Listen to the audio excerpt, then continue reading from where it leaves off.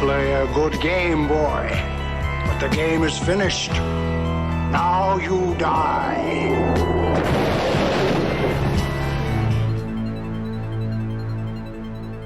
On June 1st, 1979, just a few months before Mr. Joshua Hahn was born, one of his favorite movies came out. Mm-hmm. He talked about it when he came out of the womb.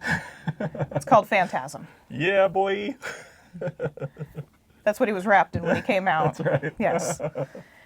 Yes, that is the movie we're talking about today on Mask of the Slasher. Yes. Because he loves it, and we are on our third episode. Fourth. Oh. Because we are on our fourth episode of Joshtober. Yeah. Woo! So, and with that, that means that Thanksgiving is just a few days away. Yep. And there you go. And this is coming out on Josh's birthday. Yes. Good time to watch horror movies with your family. Thanksgiving tradition. Yeah. In Josh's family, that's what's happened. It's horror movies and wrestling. Yeah. Yep. It's not a bad deal. No. I have to say, when I first came over for Thanksgiving / your birthday, yeah. I was pleasantly surprised. So like I said, this movie came out on June 1st, 1979. The director is...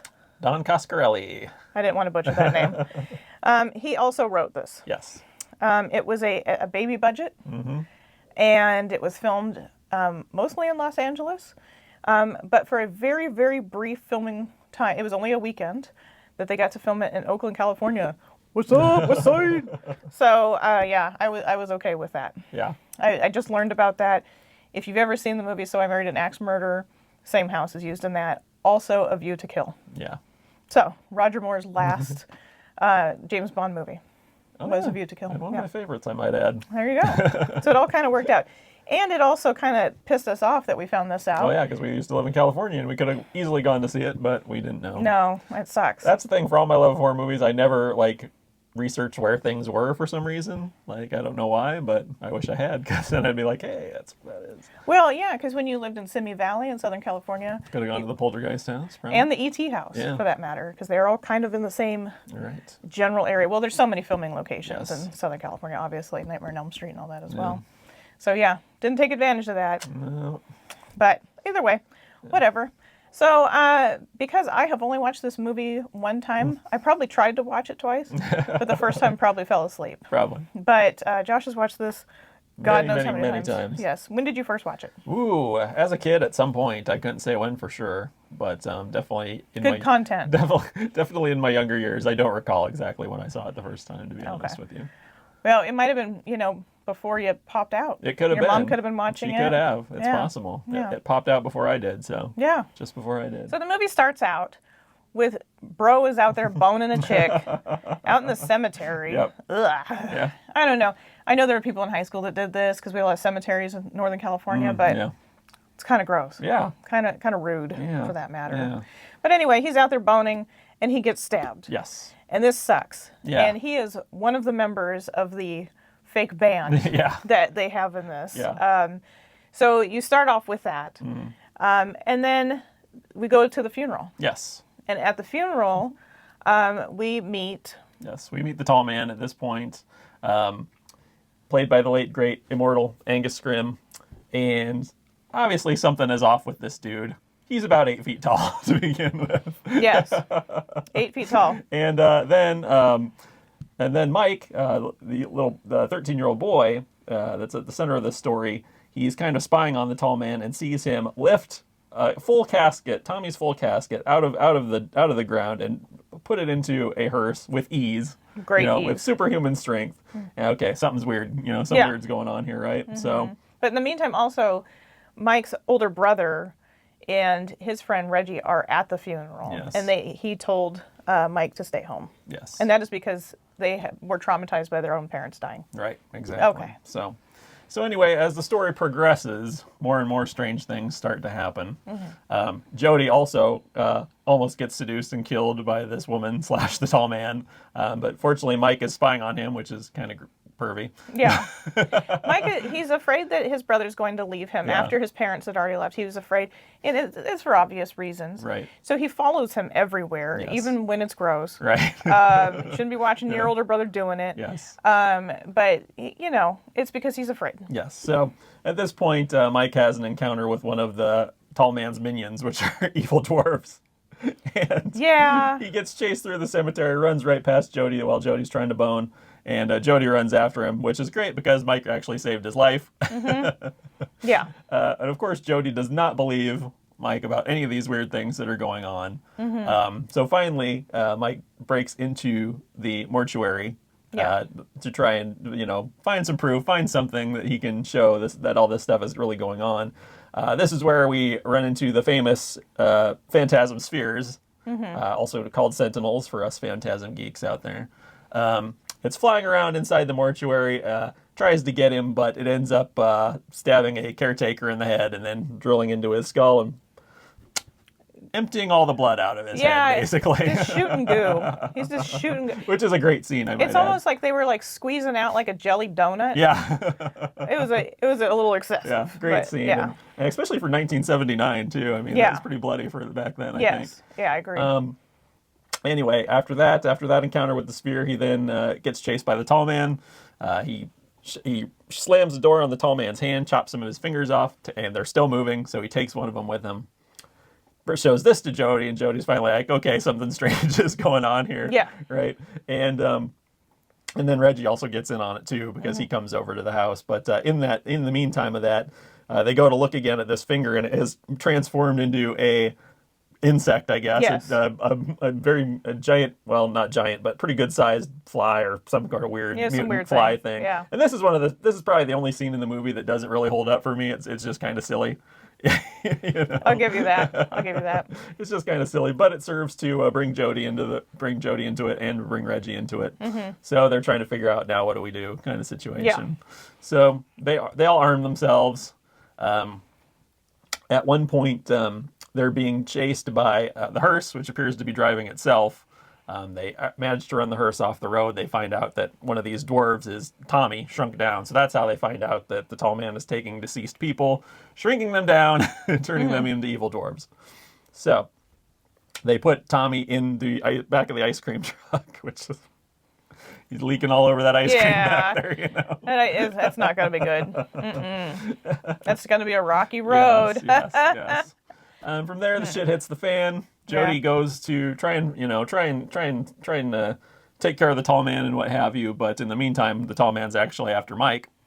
So, at that point, more chasing ensues. They get back into the mortuary. They find the room where the dwarves are being kept in cylinders, and the room is all white. And there's also this basically like a big tuning fork sticking out of the ground in there.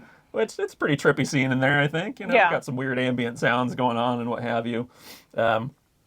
Mike discovers that the tuning fork is actually like a portal to the tall man's world. He sees that the dwarves are in there working away as slaves, and that's where they discover the tall man is not of this planet. He's either from another planet or another dimension. We don't really know. Yeah. Is he an alien? Is he some kind of interdimensional creature? We don't really know. But anyway, so eventually, the tall man shows back up. They're fending off the tall man. They're fending off his minions. Reggie remembers his tuning fork and thinks about that in comparison with the portal, puts his hands on it as he would his two fingers on the tuning fork. That causes it to react, and the mortuary disappears. Yes. Then, of course, unfortunately, it doesn't take care of the tall man. He stabs Reggie, disguised as the woman again, and he chases after Mike yet again. And that's when they lure him into where there's like a mine shaft. And they kind of disguise it. He falls down it. Mike jumps over it. He falls down it, and they roll some boulders from up above down in it to kind of make sure he gets smashed and kept in there. Don't say it. What? Don't say the ending. Oh, okay. Don't say the ending. We'll leave some of it for you if you haven't seen it. Not a total spoiler this time around, I guess. No, not 100%. We'll just say that the ending's pretty trippy in keeping with the rest of the movie. Yeah, exactly. So, with that little synopsis for you. So, of course, I did my dorky research and whatever, and I have some opinions. Yeah. So, hit me with your thoughts. I will. You've never seen this before, really. Yeah, not really, yeah. I'm pretty sure I fell asleep. Yeah. Every time Josh puts it on, I leave the room. I really have never had any interest in watching it. I don't know why. It just never was appealing in any way. I think it's the sphere, but that's beside the point. So, a couple things about this movie is that the tall man, he changes over into this woman just a few times throughout the movie. This was not part of the original script. She came on set to audition for the hoe at the bar. Yeah. And they were like, oh, she's kind of hot, and made her into this role. Ah, gotcha. It's never explained as to why. So, except They just wanted some boobies in the, I in the really movie, think so. I think. Because there are two scenes. Obviously, the one in the beginning, Yeah. where I don't even know how they're having sex when you're laying like flat Yeah, like it was this. a little- yeah, It wasn't exactly. possible. So there was that, and then the chick that he gets from the bar. Both times, just full like titty shot. Right in the, yeah. No, Titty close-ups. yeah, I'm like, you could at least make it like she's on top of, I don't know. Yeah. Something a little bit better than that. So that's my first thing. I'm kind of like, okay, well, you've got weird boobs. And then you've got this chick that I know that she's there to lure people in. Right. But, yeah. So fun fact, the bar in this movie is called Dune's Cantina. And that is because they were a big fan of Dune. Oh, really? Interesting. Cantina, I don't know. I mean, maybe it was just because it was fun sounding. Yeah. Because right around the time of people auditioning for this movie, they were also auditioning for Star Wars. Ah. So, there's some weird stuff that happened with that, by the way. But, so, I don't think the Cantina has anything to do with Star Wars, per se. It just was, just rolled off the tongue, apparently, Gotcha. because Dune's Cantina sounds super appealing. Right. But anyway, so that's the first part of this. And then the sphere. Yeah. This is where I have a problem with the sphere. So when the director, writer, whatever, he wrote this, it was based off of nightmares. And in his nightmare, he had a dream that there was like a sphere, but it had a syringe sticking out of it. And it would, you know, hit somebody, whatever, and they would die and blah, blah, blah, blah, blah. Then they saw Star Wars, and they were like, ah, shit, there's a sphere with a needle sticking out of it that has where truth they're serum. interrogating Princess Leia. Yeah. Yes. And they're like, shit. So they changed it to a little blade thing, Yeah, a little and squirty the drill, dooter. yeah. But here's my thing is that, although very dorky, still probably one of the best effects that they have. And it was all done in reverse. That's how that worked, by the way. But it wasn't used enough. Yeah, I agree. And you see more of the spheres in the later movies. Of course you do, because people know, probably people are talk... like, oh, the sphere becomes so iconic at that point. The Well, tall man yeah. and the sphere both become so iconic. Because you have things like Hellraiser and the box thing, and, you know, yeah. there's always this something super symbolic in these movies that sticks out. Yeah. That later becomes merchandise Right. for 30-plus-year-old people to buy Yeah, at horror conventions. Exactly. So I'm sure the sphere was part of that. Yeah. Also kind of looks like the sphere thing that's in Harry Potter Oh, yeah. with the little Yeah, things. that's true. That's my sound Yeah. effects. So anyway, so I kind of wish that had more Yeah. presence in this, because it really could have been used in a lot of ways. I don't know. I mean, think of how, if it had shot from the mortuary out to the cemetery. Yeah. And, you know, kind of like one of those following shots like they did in like Evil Dead or And that. you get that in Phantasm too. See, I was onto something Yeah, way before. yeah, that. you're actually prophesying what comes in the later movies, because you get the sphere vision in Phantasm 2. And that's how it should be, because Yeah. that's a little scarier in my Yeah. opinion. Also because the gore that it offers, I really wish that would have been more yeah. so. Yeah. Apparently, Nightmare on Elm Street borrowed a lot from this movie. And I thought about that because when the tall man gets his fingers cut off or Yeah. whatever, he bleeds yellow. Yeah. Now, also, same thing in Halloween 3, for that matter, with the aliens in that. Yeah. They bleed yellow. Yep. But Freddy Krueger bleeds green, and it's to show that it's some form of supernatural something. Right. Tall man, he's an alien. Yeah. Plain and simple, he's an alien. But I thought it was kind of strange that nothing was said about that. They're just like, oh, damn, a finger in a box, and then it turns into a bug. And Yeah. what about the goo? Yeah. The yellow slimy goo. I'm Right. like, does he have an infection? Or is he an alien? I mean, I just wish a little... And that yellow goo would have been great in other parts of this movie. Yeah. It just could have been grosser. Yeah. Oh, yeah. That's the thing. Like, as the series progresses, it does get, like, part 2 is pretty gross. You know, and it's actually a pretty good movie as well. All of them are good to different degrees. Yeah. So... But you get a lot. Yeah, you get a lot more spheres later on. You get a lot more yellow goo later on. You get, it just kind of it ups the second one they had a big budget for, so it kind of ups the ante. And I understand that part of it. That's the biggest reason why is the budget. Yeah. There was a lot of restrictions on Yeah. this, and so I know that they kind of worked within what they had. Yeah. But I just wish they would have used their budget that they used on the marble contact paper in the marble hallways. Right. I wish they had used that. Oh, Yeah. Yeah. Mhm. I'm just saying I could have probably found better places for this to be used. Right. Reggie didn't need an ice cream truck. No, he did not. You know, they didn't need to have a Barracuda for a car. Yeah, but the Barracuda also becomes iconic. Of course. Well, it's a Barracuda. Yeah. So, you know, I just wish that there was more to this.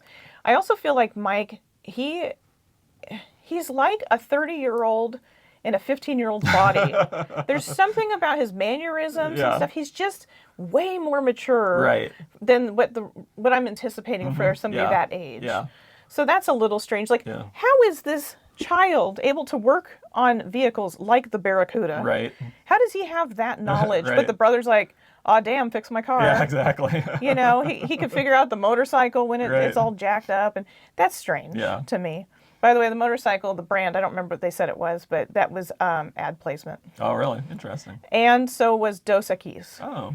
Apparently, it's throughout the movie. I didn't pay attention. I don't care. But yeah, those two things were product placement. Huh. I'll be damned. Fun facts. Yeah.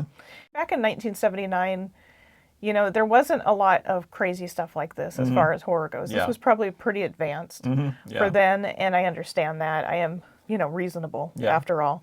But yeah, I just, you know, I feel like the Tall Man could have done more. I feel like more explanation about the evil dwarves would have been fantastic. Because that particular scene is it's such a stark contrast and so strange to be in this that I was like, surely I'm going to get more story when we get to this room. Yeah. No. What it looked like to me, first of all, I mean, it's a big white room, great. And there's all these black plastic barrels. And they look into some sort of view in there, and they're like, "Oh, damn, look at that." Yeah. We don't see We it. don't see it. And so there's not a lot of explanation as far as that. And then, like you said, those two poles that were like a tuning fork. Well, this is how dumb I am, but this is what it came to my mind. You know how when you're leaving a store, like a department store in a mall, and by the doors there's poles, and it's to prevent people from running out with merchandise? Oh, yeah, sure. That's the exact thing I thought of. I was like, is this a Kmart ad? Are we going into Kmart? Is there a blue light special inside? You know? And then they go into that little world for half a second, and then that's it. Right. They give you these little pieces of things, and there's so much time spent on other portions of it that aren't necessary. I didn't need a jam session. I have to say that Jody, you know, the actual actor, he is he's a very talented man. But I just didn't need it. I know that he would play in music and sing to the gentleman that played the Tall Man while he was putting his makeup on. Little serenades, you know. But I just would have reworked this. Is all. But because that budget was so tight, there just wasn't a lot of room. So I'm glad you're saying that in the next 12 Phantasms that there is more involved. Yeah, they definitely expand the lore and, you know, the universe or whatever you want to call it that this stuff is existing in. So you get much more story. I mean, some things are still left kind of mysterious and ambiguous throughout the series, but yeah, I mean, this one just kind of laid the groundwork. And it's funny because like Phantasm 2 didn't come out for years until after this one, you know. So it's kind of funny that they just kind of laid the groundwork for this stuff when they probably didn't even think there would ever be a sequel, you know, for quite some time. But yeah, they definitely expand on things later on. So you might like part 2, actually. It's possible. I might have to watch it now. Because it's more of the things that you're interested in. Yeah, I might have to see it just to be like, oh, this is what they missed. And a bigger budget. And you get the 4-barreled shotgun, so that's fun. That's interesting. Had to throw that one in there. Yeah, I mean, it's not a horrible movie by any means, folks. It's not that. It's a corny horror movie. Yeah, there's like a charming amateurishness to it, you know, I think that's why I like it. And also because it's just it's kind of like the whole movie is like, is this a dream? Are these things actually happening? Because a lot of it's like, you know, just so absurd. And some things are kind of disjointed and it doesn't really make a lot of sense, just like it would be if you were dreaming. You know what I mean? So I don't, whether that, you know, how intentional that was, I know some of it was, but how intentional all of it was, who knows? Yeah. But I mean, the way they pulled it off, I just think it's a very interesting movie, and as you said, a very advanced movie for 1979 especially. Yeah, absolutely. And you know what else I think? The Tall Man probably could have been related to the family in The Burbs. Yeah, good call. Just saying. Mysterious, creepy looking. Yeah, good call. You know, normally he had a comb over and he was like, no, brush my hair back because it looks more sinister. Yeah. I was like, okay, apparently a receding hairline looks sinister. Whatever, you know. But yeah, I mean, give this movie a shot if you haven't watched it yet. Because there's definitely some aspects of it that a lot of horror fans are going to love, especially the corniness of it. If you are a corny horror fan, then this is right up your alley. Yeah. You know, Josh has watched this movie a lot. Oh, yeah. A lot. At least once a year since I've known him. Oh, yeah. So probably many years prior to that as well. For sure. Also, for, I don't know if it's one of your birthdays or Christmas or whatever, he was given this book. Yes. And this book actually helped me with some of my little fun facts. Yeah. Because you can't depend on IMDb. But it goes through the whole story of how Phantasm came about and the movies afterwards and just little facts here and there, whatever. And so that was kind of interesting to read through that. One thing I read was that originally the director and his friend wanted to do, they wanted to adapt the Ray Bradbury book of, I always call it Any Which Way But Loose. I know that's not it. But Something Wicked This Way Comes.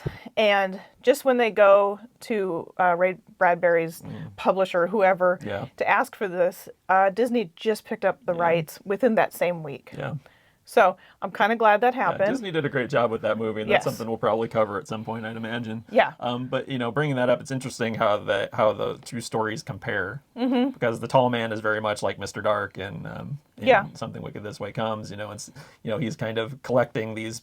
In Mr. Dark's kind of collecting these people and turning them into like carnival. Yeah. You know, like the Dust Witch and stuff like that. Whereas Tall Man's turning them into these, these evil minions of his, these little dwarf creatures that are running around. And what's the point? That's the other thing is like, what was the point of them aside to gather people? How many slaves did he need? Yeah, well, that's the thing. You don't know what their end goal is. You see them kind of toiling away at something when Mike sticks his head through the portal. But what are they doing? We don't know. Do we ever find out in a later movie? See, that's a problem. That's a problem right there. There's holes. But I know that there was I didn't read this cover to cover because I don't want to, but there are some deleted scenes in there that a lot of people really wish were in the movie. So I often wonder what those were to see if those actually make the puzzle pieces fit together better. Yeah. Because as of right now, plot holes. Right. But if you're not trying to go deep with it, like I'm trying to do when I'm writing notes for these, videos, it's just a fun movie. Yeah. But when you're trying to be a dork like me, then, you're going to start to notice the flaws. Right. Because that's just how I roll. Yeah. So anyway, give this movie a shot if you haven't. If you have watched it, what did you think of it? Did you watch all the other 40 other ones afterwards? Do you own all of them like Josh does? He had to seek them out for a good couple of years, getting all of them. Some of them are hard to come by. Yeah. So why didn't they ever come up with a box set? They did finally, and I have it actually. It was DVD though. Not That's how Blu-ray. much I know about what's over there on that shelf. I just don't know. But yeah, I'd love to know what other people thought of this. Yeah, absolutely. If we were kind of in line with what I was thinking or what Josh is thinking, what is your side on this one? Yeah, I think the truth lies somewhere in between. You know what I mean? Now I look at the movie and I think, oh, it's about grief and it's about growing up and it's about losing your innocence and all these different things, Yeah. But at the same time, it's also just kind of this fun, charmingly amateurish movie too, So it's interesting, I think it probably if I had seen it as an adult, for the first time as you did, I'd probably be much more critical of it. I think that wraps it up for this one. Yeah. So this concludes Joshtober. Josh, I'm sure, is a little sad. A little bit, but I enjoyed it. It was fun to get to pick the films, and it was fun to talk about movies that mean a lot to me. So I hope everybody enjoyed it as much as I did, because I enjoyed it quite a bit. Yeah. And we're going to go into December. We're going to try not to do the same things everybody else is doing, but sometimes it's just inevitable. There's one for sure that I really want to do. So. Yeah, it's probably going to happen. But as you notice, we didn't cover Thanksgiving this month because everybody else covered Thanksgiving. Yep. Every year since it's come out. It's just constant Thanksgiving. Yeah. It's like, meh. Anyway, so I think that's it. Yeah. All right. Absolutely. We'll see you next week. Bye.